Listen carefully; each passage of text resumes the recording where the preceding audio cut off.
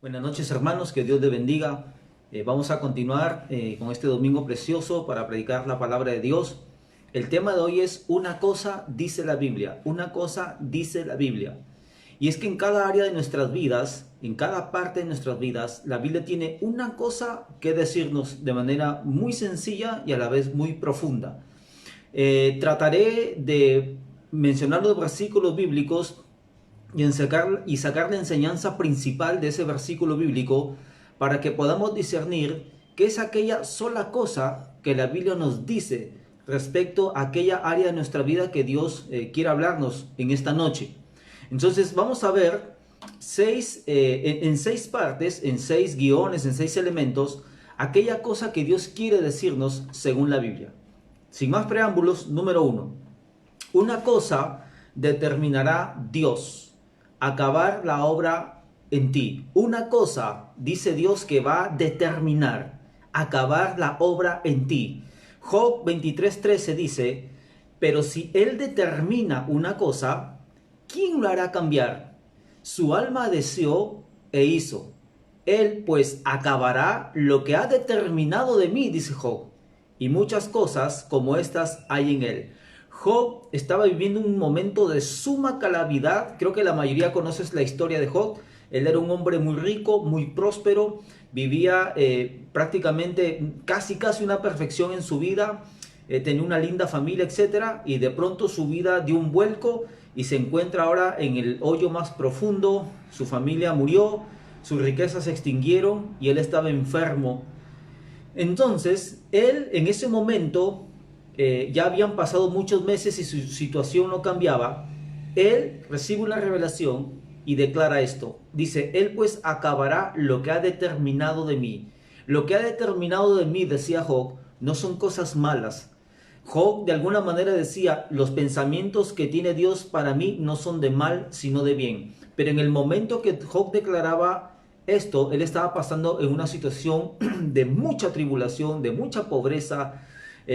Su esposa lo abandonó, sus amigos lo abandonaron y él estaba prácticamente solo. Entonces aquí Job reconoce, escucha bien, la soberanía de Dios. Job llegó a decir: recibiremos de Dios solamente lo bueno, no también recibiremos lo malo. De alguna manera Job, con esas declaraciones, estaba rindiéndose y creyendo aún en que Dios es soberano. Job decía: si él determina una cosa, y se refería a su estado, a su condición paupérrima que él estaba viviendo, ¿quién lo hará cambiar? Su alma deseó e hizo. Pero sin embargo Job dice: lo que ha determinado de mí, que no va a ser malo, dice, él lo acabará. Ahora, una cosa debes considerar cuando tú te acerques a Dios en oración, en fin, que Él es soberano.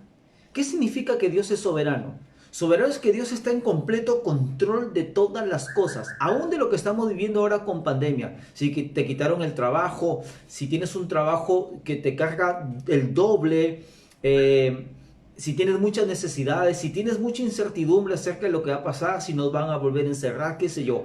Pero tienes que entender que Dios, cuando determina hacer algo, nadie lo hace cambiar. Él tiene el control de todas las cosas. Es decir, si Dios determina hacer algo y nadie lo hace cambiar, entonces infiero que Dios tiene el control absolutamente de todo.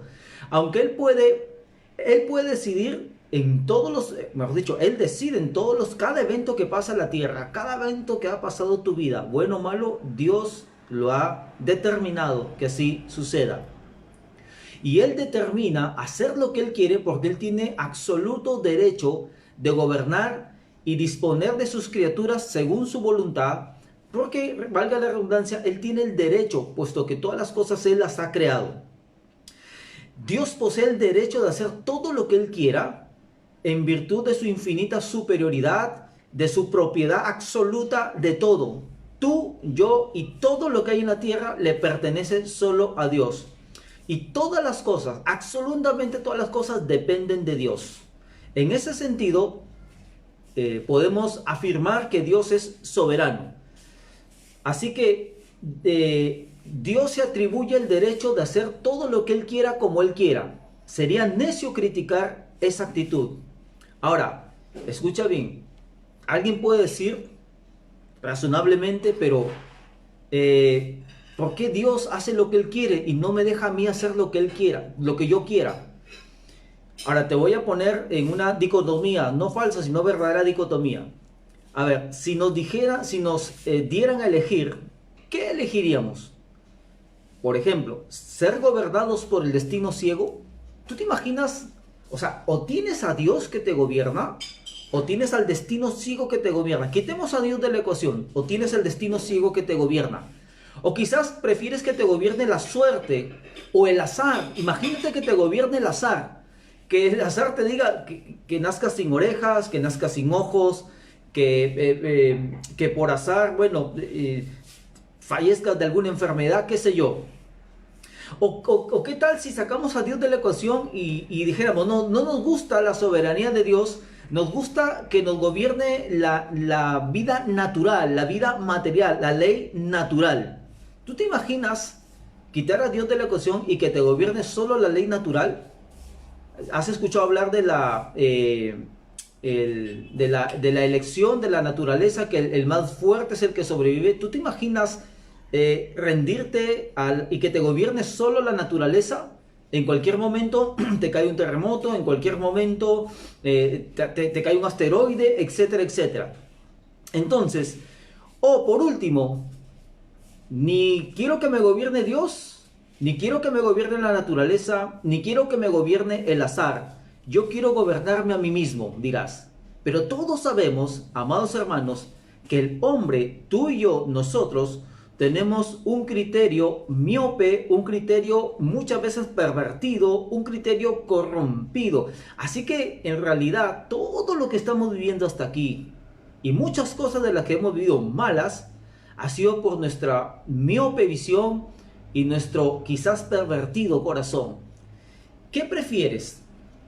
¿Que te gobierne la ley natural, el azar, tu mente caprichosa, egoísta, etcétera? ¿O que te gobierne un Dios infinito, sabio, infinitamente santo, infinitamente amoroso o infinitamente poderoso? El que rechaza la soberanía de Dios puede elegir lo que queda, o el azar, o la ley natural, o su corazón. La Biblia dice que el corazón del hombre es más engañoso que todas las cosas y perverso. ¿Quién lo conocerá? Solo Dios, que escudriña la mente y el corazón. David escogió rendirse a la soberanía de Dios. Según de Samuel 24:12 dice, bueno, David había pecado contra Dios y Dios desciende para castigar a David. Y este es el texto, dice, Dios envió un profeta a hablarle a David y dice, ve y di a David, así ha dicho Jehová, 3 cosas te ofrezco, tú escogerás una de ellas, para que yo haga, dice Dios. Vino pues Gad a David y le hizo saber y le dijo, ¿quieres que vengan 7 años de hambre en tu tierra? 1. O que huyas 3 meses de delante de tus enemigos y que ellos te persigan. 2.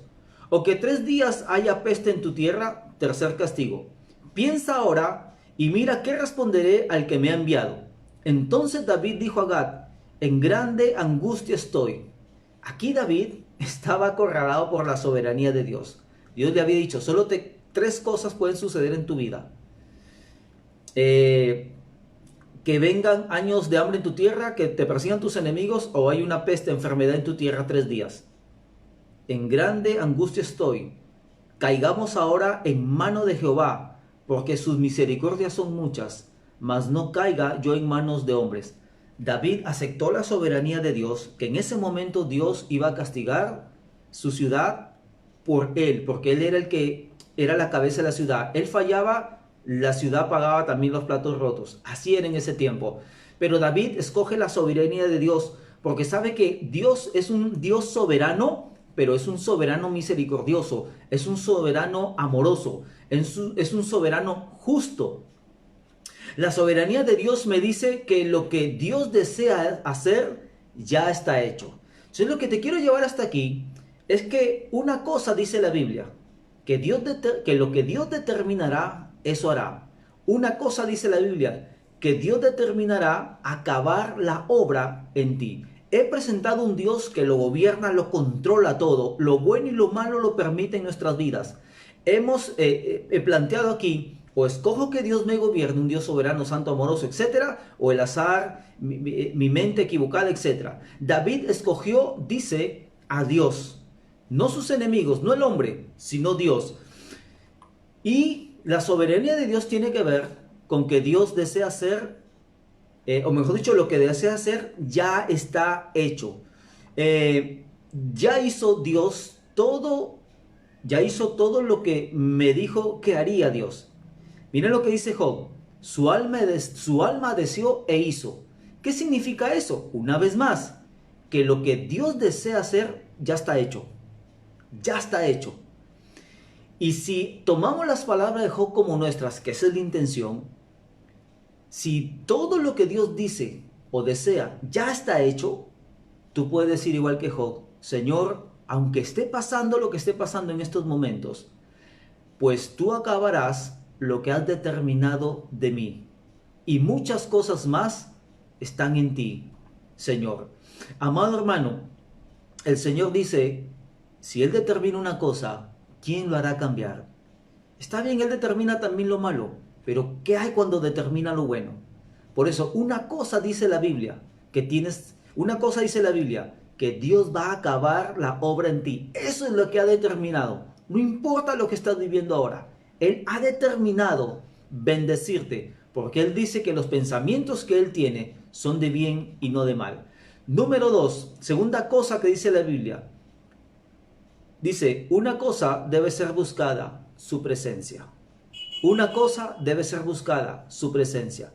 Salmo 27:4 dice, una cosa he demandado a Jehová, y esta buscaré, que esté yo en la casa de Jehová todos los días de mi vida, para contemplar la hermosura de Jehová y para inquirir en su templo. Una cosa he demandado, dice David, que yo esté en la casa de Jehová, que buscar su presencia, su santidad, su rostro. En otras palabras, David decía, una cosa debe ser buscada, su presencia.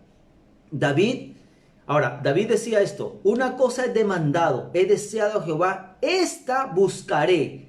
Él deseaba, pero también buscaba la presencia de Dios. David no se quedaba solo en el deseo la presencia de Dios, anhelo la presencia de Dios. Él deseaba, pero buscaba la presencia de Dios. Hay gente que desea la presencia de Dios, pero no le busca. Desea la presencia de Dios, pero no le busca. Desea Netflix, mejor dicho, prefiere desear y buscar Netflix, un partido de fútbol, llenarse de novelas, qué sé yo. Y me refiero que, se reemplaza la presencia de Dios que te llena por llenarse de estas cosas. Amados hermanos, solo queda en el deseo buscar la presencia de Dios, pero no se le busca. Amado hermano, David dice, de todas las cosas deseables, de todas las cosas que pueda desear, y está hablando un rey aquí, de todas las cosas, desea Dios. Salmo 73:25, el salmista, otro salmista decía, ¿a quién tengo yo en los cielos sino a ti? Y fuera de ti, nada deseo en la tierra.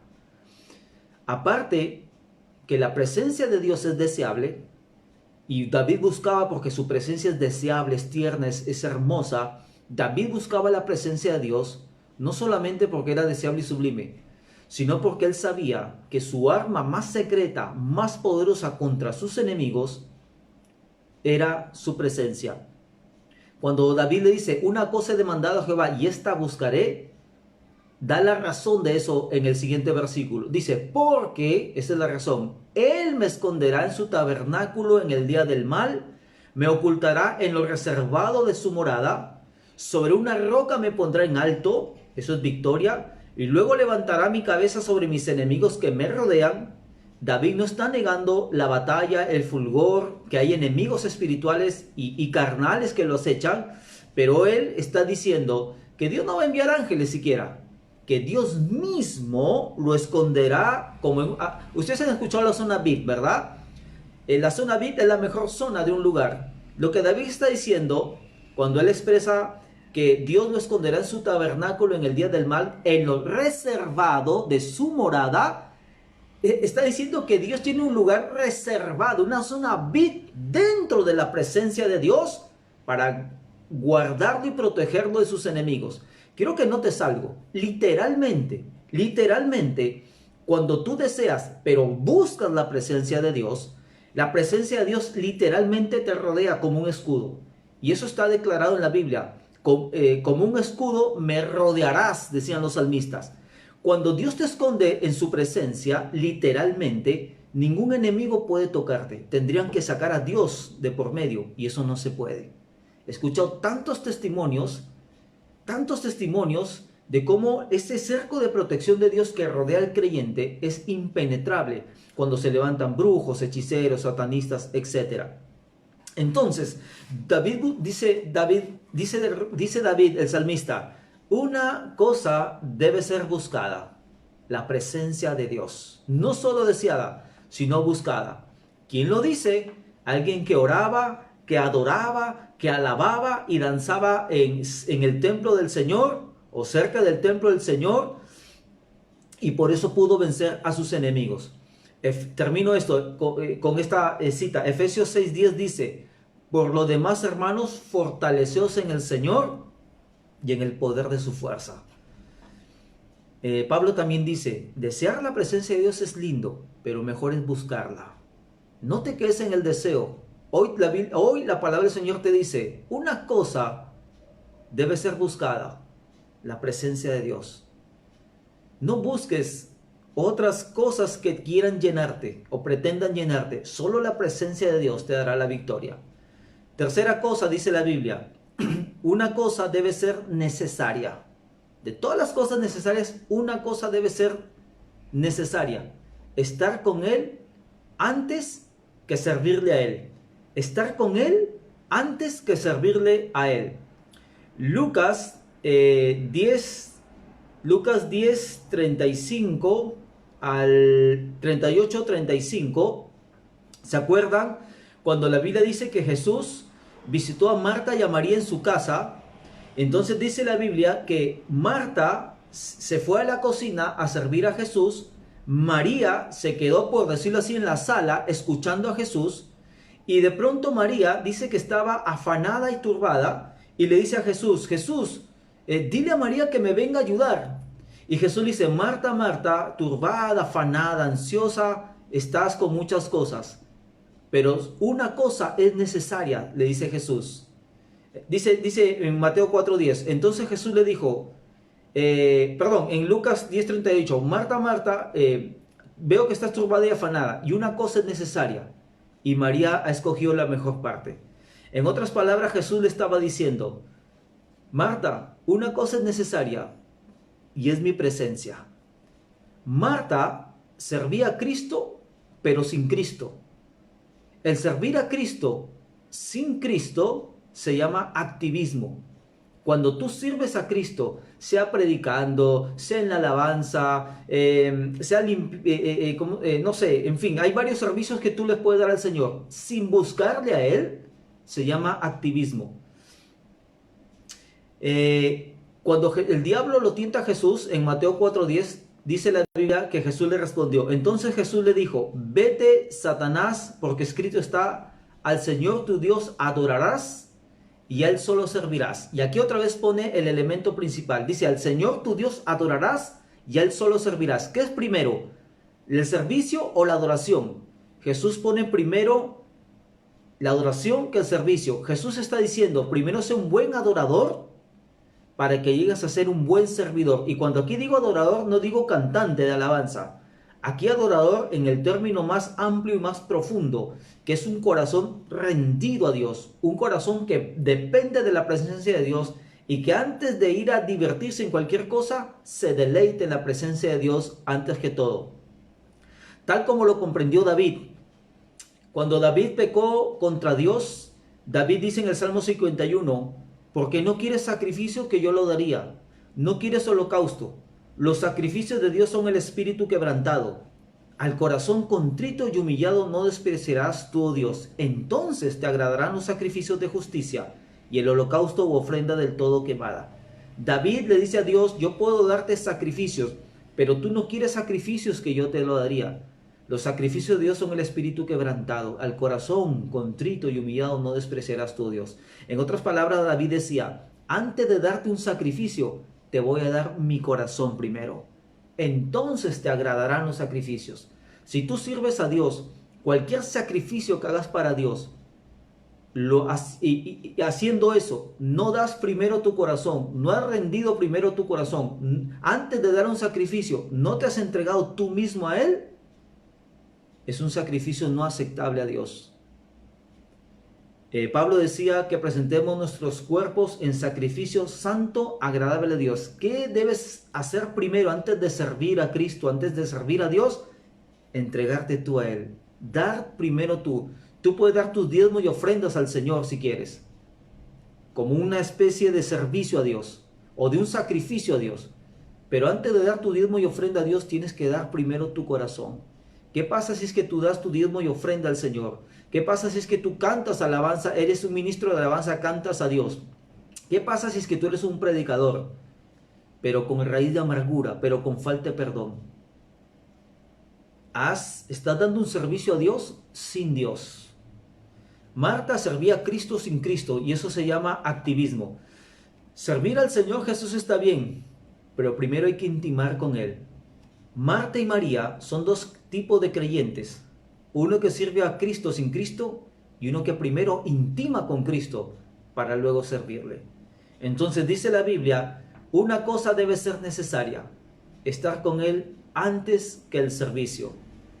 Una cosa es necesaria, Marta, y María la ha escogido, estar en mi presencia. Cuarta cosa dice la Biblia, dice la palabra del Señor, una sola cosa falta hacer. Una sola cosa te falta hacer, dice el Señor, rendirte todo a Él. Marcos 10:17 narra una historia de una persona, los otros evangelistas dicen que era un joven, que se le acerca a Jesús y le dice, Maestro bueno, ¿qué hago para heredar la vida eterna? Porque este joven rico lo tenía todo, menos la vida eterna, por lo menos dudaba de la vida eterna. En realidad, cuando tú lees la historia de este joven rico, en realidad él estaba seguro que él tenía la vida eterna, sino que le pregunta a Jesús, ¿qué haré para obtener la vida eterna? Para que simplemente Jesús le confirme, mira, guardas todos los mandamientos, así que te mereces la vida eterna. Pero miren el desarrollo de esta historia cuando este joven le pregunta a Jesús por la vida eterna. Dice, al salir él para seguir su camino, vino uno corriendo e hincando la rodilla delante de él le preguntó, Maestro bueno, ¿qué haré para heredar la vida eterna? Jesús dijo, ¿por qué me llamas bueno? Ninguno hay bueno, sino solo uno, Dios. Los mandamientos sabes, no adulteres, no mates, no hurtes, no digas falso testimonio, no defraudes, honra a tu padre y a tu madre. Él entonces respondiendo le dijo, Maestro, todo esto lo he guardado desde mi juventud. Entonces Jesús, mirándole, le amó y le dijo, una cosa te falta, dice la palabra, anda, vende todo lo que tienes y dalo a los pobres, y tendrás tesoro en el cielo, y ven y sígueme. Mira que hay una condición, antes del ven y sígueme, hay una condición. Una cosa te falta, anda, vende todo lo que tienes y dalo a los pobres y tendrás tesoro en el cielo, ven y sígueme tomando tu cruz. Pero él, o sea, el joven rico, afligido por esta palabra, se fue triste porque tenía muchas posesiones. Qué interesante, ¿no? Una persona que decía que cumplía todos los mandamientos desde su juventud. Y Jesús le dice, te hace falta una sola cosa, rendirte a Dios. Esta persona en cuestión, escucha bien, cumplía todos los mandamientos, pero quebrantaba el más grande mandamiento, amar a Dios sobre todas las cosas, amar a Dios con toda la mente, con toda el alma, con todas sus fuerzas. Este joven no estaba rendido del todo a Dios, estaba rendido a sus posesiones, porque cuando Jesús le envía, en otras palabras Jesús le está diciendo, lo que tú tienes es mío, me lo encargas a mí, me dejas que yo tome en control de esa área de tu vida. Este joven estaba rendido a al dinero y a sus posesiones, y aquí nuevamente la soberanía de Dios. Jesús lo desafiaba, ¿todo lo que tienes es tuyo, joven, o es mío? ¿Eres capaz de confiar tu vida en mis manos? Porque le estaba diciendo que se despoje de todo.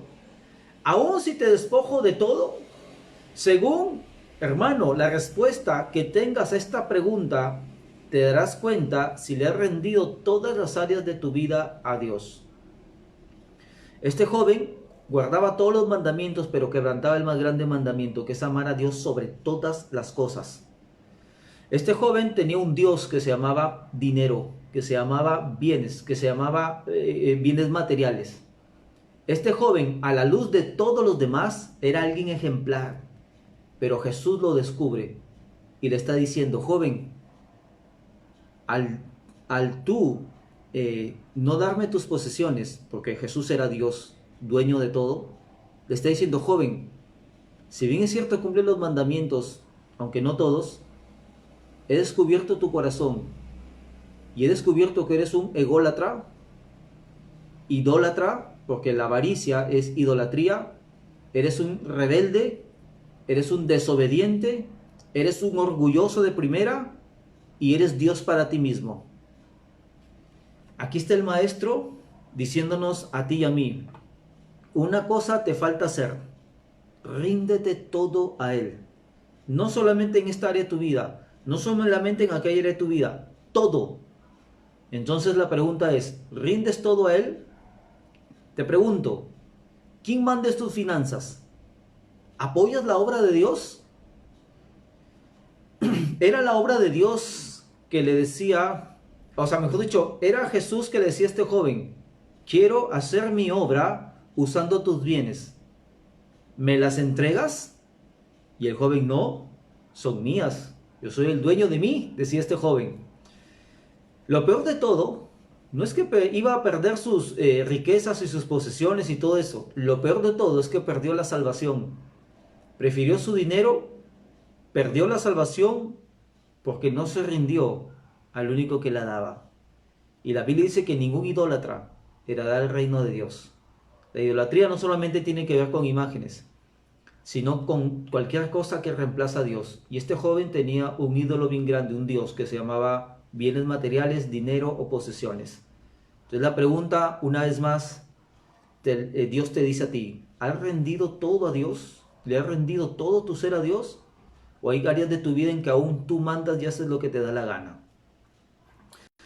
Una cosa dice la Biblia, te falta hacer, rendir todo a Él.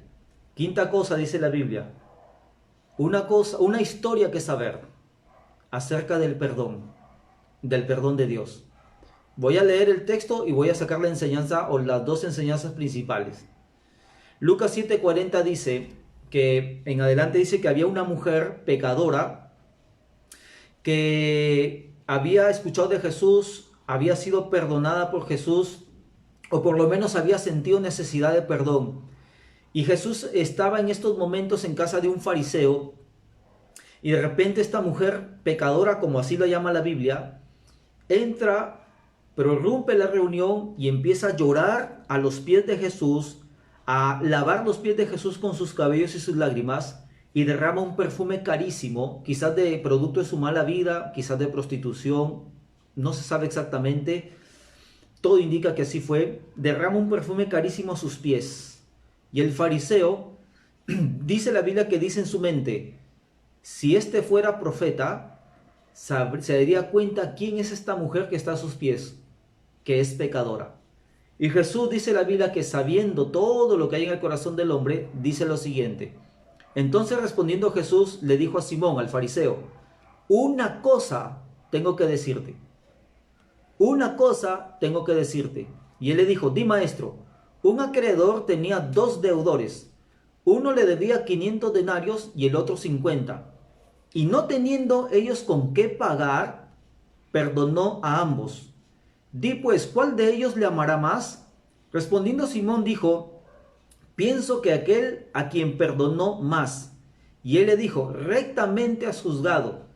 Y vuelto a la mujer, dijo a Simón, ¿ves esta mujer? Entré en tu casa y no me diste agua para mis pies, mas ésta ha regado mis pies con lágrimas y los ha enjugado con sus cabellos. No me diste beso, mas ésta, desde que entré, no ha cesado de besar mis pies. No ungiste mi cabeza con aceite, mas ésta ha ungido con perfume mis pies. Por lo cual te digo que sus muchos pecados le son perdonados, porque amó mucho, mas aquel a quien se le perdona poco, poco ama. Y a ella le dijo, tus pecados te son perdonados. Jesús está hablando aquí del pecado. El pecado se ve como una deuda. El acreedor es Dios. Los dos deudores, el que debía 50 denarios y el que debía 500 denarios, representan a todos los pecadores. Los que pecan más, los que pecan menos. Los que deben 50 denarios son los pecadores, digamos, de menos nivel. Y los que deben 500 denarios son los pecadores de más nivel. Pero finalmente los dos no tienen con qué pagar la deuda. Entonces Jesús enseña que el pecado se ve como una deuda. Esa deuda no se puede pagar, y aquí ya estoy viendo el mensaje general de la Biblia. Este pecado no se puede pagar sino con la muerte. La Biblia dice, la paga del pecado es muerte, y todos pecaron, así que todos mueren. Y es verdad, pues, la evidencia de que somos pecadores es que tú y yo vamos a ir a la tumba. Esa es la evidencia de que somos pecadores, porque la paga del pecado es muerte. El que pecó chiquito o el que pecó grande tiene una deuda con Dios imperdonable. Por eso Jesús dice, el que debía 50 y 500 denarios, ninguno la podía pagar. Ni el que pecó chiquito, ni el que pecó grande pueden pagar la deuda del pecado, excepto con la muerte. Entonces, esta deuda es imperdonable. Aquí Jesús, sin embargo, Jesús es el acreedor.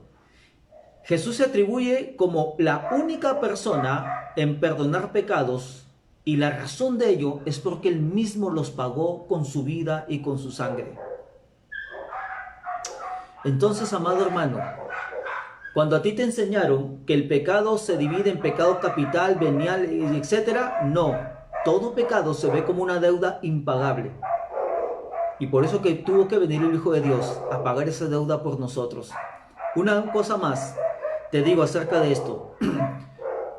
Cuando alguien recibió verdaderamente el perdón de Dios, lo que hace esa persona es, a partir de ese momento, es que empieza a rendir su vida a Dios en adoración. Y una vez más, no me refiero a canto, sino a una rendición total a Cristo. Cuando alguien dice que ha recibido el perdón de Dios, pero su vida no ha cambiado, es como el fariseo. No ha valorado el perdón de Dios, no ha entendido su deuda de pecado personal. Quizás tú seas aquel que debe 50 denarios o 500 denarios, según el nivel de pecado en tu vida. Pero sepas tú hoy, amado amigo que me escuchas, amado hermano, que nada puede pagar tu deuda, sino solo el sacrificio de Cristo por ti.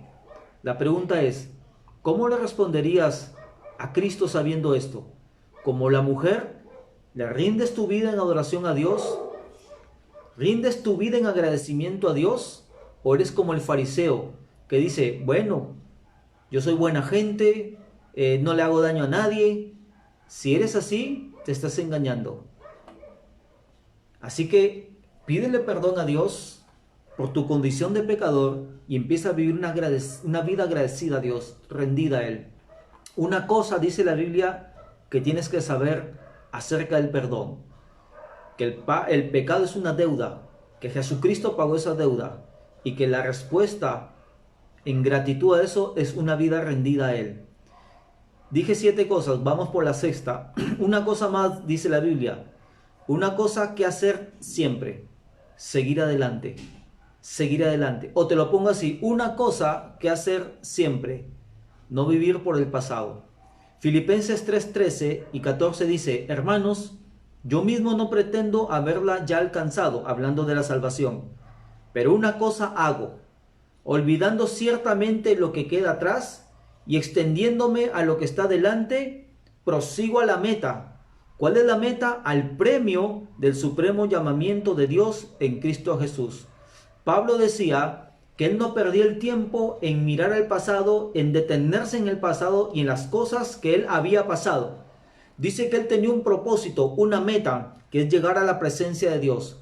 No la había alcanzado porque estaba en la tierra, pero él sabía que si se quedaba atado al pasado, a las cosas que le habían sucedido, Por ejemplo, en el caso de él, él había matado y asesinado a muchos cristianos, había hecho daño mucho a la iglesia en su vida pasada, antes de convertirse.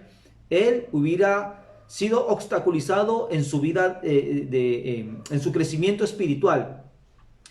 Hermanos, uno de los más grandes obstáculos para tu vida espiritual, tu crecimiento personal incluso, es no haberte desatado del pasado, sea que, por ejemplo, no hayas perdonado, porque el no perdonar te ata al pasado, sea que no hayas manejado la frustración, sea que no hayas aceptado aquello que te fue quitado inclusive, sea que quizás antes tenías una vida más cómoda con tus padres, tus abuelos, y ahora no. El Señor te dice, olvida lo que fue, deja de preguntar el por qué y ahora pregunta el para qué. El por qué, amado hermano, el por qué te lleva hacia atrás. Cuando tú te preguntas el por qué de algo, el por qué te lleva hacia atrás a buscar las causas. Cuando tú buscas las causas o la razón, porque eso te lleva la pregunta del por qué, siempre terminas en el pasado. Pero cuando tú preguntas, cambias la pregunta al para qué, el para qué siempre te lleva al futuro. El para qué siempre te lleva a averiguar el propósito de lo que sucedió. Por ejemplo, una vez un muchacho me contó algo que me impactó y hasta ahora lo llevo. Él me decía que él empezó a conocer las cosas de Dios, empezó a ir a la iglesia, empezó a conocer a Cristo. Y él decía que tenía una excelente relación con su padre. Y de pronto su padre fallece. Y él queda tan mal, tan destrozado. Su padre no era malo, su padre era muy tierno, muy amoroso con él, era muy amigo de su papá. Y empieza a llorar delante de Dios. Y empieza a decirle por qué, por qué, por qué y por qué Dios. Y él dice que no dejaba de llorar todos los días y todo el día, preguntando el por qué. El por qué lo llevaba al pasado. El por qué mi papá se murió, el por qué murió esta enfermedad, el por qué tuvo que irse, el por qué. Pero en un momento él testifica que orando fervientemente a Dios, siente una paz que sobrepasa todo entendimiento. Esa paz que habla en Efesios capítulo 2, capítulo 3. Una paz que sobrepasa todo entendimiento. Y él me dijo que nunca más, o mejor dicho, a partir de ese momento, no más le empezó a preguntar o a hacerle esa pregunta a Dios del por qué. Esa pregunta del por qué en él fue cambiada para qué. Su padre falleció para que experimente la paz de Dios que sobrepasa todo entendimiento. El propósito de Dios era que él conozca al amor de Dios como algo más grande que el amor de una madre y un padre. Isaías 49:15 dice, ¿se olvidará la mujer de lo que dio a luz? Pregunta retórica. No, una mujer es bien difícil que abandone a su hijo. ¿Se olvidará la mujer de lo que dio a luz para dejar de compadecerse del hijo de su vientre? Aunque olvide ella, yo nunca me olvidaré de ti, dice el Señor. He aquí, en las palmas de las manos te tengo esculpida. Delante de mí están siempre tus muros. En el caso de este joven, Dios le demostró que el amor de Dios que se lo hizo experimentar y la paz de Dios que se le hizo experimentar, no solo tuvo un conocimiento intelectual de su amor y su paz de Dios, le demostró Dios que tras una tragedia, Él tiene propósitos más grandes, más eternos, más profundos. Y le demostró Dios a este joven que siempre hay que preguntarnos, no el por qué, cuestionando a Dios, sino el para qué, diciéndole a Dios, Señor, ¿cuál es tu propósito? Pablo decía eso, olvidando lo que queda atrás, ya no quiero preguntar el por qué. ¿Por qué mis padres se divorciaron? ¿Por qué mi madre me dejó? ¿Por qué mi padre falleció? ¿Por qué? ¿Por qué? ¿Por qué me botaron el trabajo? Ya no, sino Señor, ¿para qué? ¿Cuál es el propósito? ¿A dónde tú me estás enviando por medio de esta situación? Una cosa dice la Biblia que tienes que hacer siempre, seguir adelante. Pablo decía, una cosa hago, una cosa, olvidando ciertamente lo que queda atrás y extendiéndome a lo que está delante, prosigo a la meta, al premio del supremo llamamiento de Dios en Cristo Jesús. Lo más importante, dice Pablo inclusive, es que Dios va a usar todas las circunstancias de tu vida, buenas y malas, para que logres alcanzar la meta que es estar en la presencia de Dios. Y por último, una cosa dramática dice la Biblia. Una cosa dice la Biblia que sucede a todos y que va a suceder a todos: la muerte. La muerte. Eclesiastés 3:19 dice: porque lo que sucede a los hijos de los hombres y lo que sucede a las bestias, un mismo suceso es. Como mueren los unos, así mueren los otros. Y una misma respiración tienen todos. Ni tiene más el hombre que la bestia, porque todo es vanidad. Una cosa nos va a acontecer a todos los seres vivos: vamos a morir. Vamos a morir. Parafraseando al sabio, en capítulo 7 de Eclesiastés, si no me equivoco, dice: mejor es ir a un funeral que a una fiesta. Porque en el funeral tú entiendes dónde vas a terminar y a quién le vas a dar cuenta a Dios. Una cosa sucede a todos, dice la Biblia: vamos a morir. Pero de ahí en adelante van a ver una diferencia. Los que creen en Cristo, los que le han aceptado como Señor y Salvador, los que han rendido su vida a Él, los que viven para Él, resucitarán en cuerpo y alma cuando Él venga. Resucitarán para la vida eterna. Y los que no, resucitarán, pero para la condenación eterna. La muerte, y que la estamos viendo hoy por las noticias en demasía, nos debe llevar a reflexionar: Señor, algún día voy a partir de este mundo a darte cuentas. Así que mejor voy a arreglar mi vida ahora. Porque en cualquier momento nos podemos ir. Así que, amado hermano, una cosa, dice la palabra del Señor para hacer el resumen: una cosa va a determinar, acabar la obra en ti. Job decía: Él pues acabará. Job decía así: pero si Él determina una cosa, ¿quién lo hará cambiar? Su alma deseó e hizo. Él pues acabará lo que ha determinado de mí. Una cosa debe ser buscada: la presencia de Dios. Salmo 27:4. Una cosa he demandado a Jehová, y esta buscaré, su presencia. Una cosa es necesaria, dice la palabra de Dios: estar con Cristo antes que servirle a Cristo. Cualquier sacrificio no es de tanta importancia a menos que tú hayas intimado primero con Dios. Una cosa es necesaria, le decía Jesús a Marta: mi presencia. Una cosa te falta hacer, dice la palabra: rendir todo a Él. Una historia que saber, dice la palabra, acerca del perdón. Todos somos deudores, todos somos pecadores. Y cuando hemos recibido el perdón, se va a notar en nuestra vida rendida y de gratitud hacia el Señor. Y las dos cosas que hemos dicho a lo último: una cosa hacer siempre, como decía Pablo, seguir adelante, perdonar a quien tengas que perdonar, desatarte del pasado, ya no decir los días anteriores son mejores que ahora, ya no. Y la muerte. Pero la buena noticia es que tan fuerte como la muerte, dice la Biblia, es el amor. Vamos a orar a Dios. Señor, gracias por estar aquí con nosotros, y gracias porque hoy nos has enseñado un aspecto más de ti, que es tu soberanía. En tu soberanía tú tienes el control de todo y lo has determinado absolutamente todo, lo bueno y lo malo. Has determinado todo y nadie hará cambiar tu decisión. Pero en esa determinación, en esos decretos que has lanzado para con nuestra vida, de todo aquello que va a suceder sin que absolutamente nada cambie, has determinado que vas a acabar la obra en nosotros. Tu palabra dice que la obra que empezaste en nosotros, tú mismo la terminarás hasta el día de Jesucristo. Y hoy, Señor, en respuesta a esta palabra que hemos recibido, no solamente queremos desear tu presencia, sino buscarla. Porque dice tu palabra: porque tú nos esconderás en lo reservado de tu morada, de tu presencia, y sobre una roca nos pondrás en alto, y levantarás nuestra cabeza sobre nuestros enemigos que nos rodean. Hoy hemos entendido que una cosa es necesaria, y es estar en tu presencia antes que darte cualquier servicio a ti.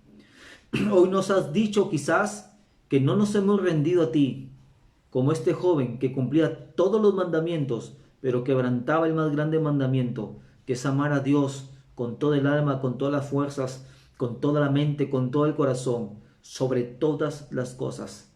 Señor, quizás hoy tú nos has dicho algo te falta. Señor, gracias porque éramos deudores y no teníamos cómo pagar esa deuda, sino con la muerte, la deuda del pecado. Pero en tu gracia, sabiendo que no la podíamos pagar, nos otorgaste perdón. Y no solamente nos otorgaste perdón, sino que cargaste con nuestro pecado, lo llevaste en la cruz, la ira de Dios se descargó sobre ti, para que Dios no esté airado con nosotros. Pero tú has dicho, Señor, que esa salvación se recibe por fe.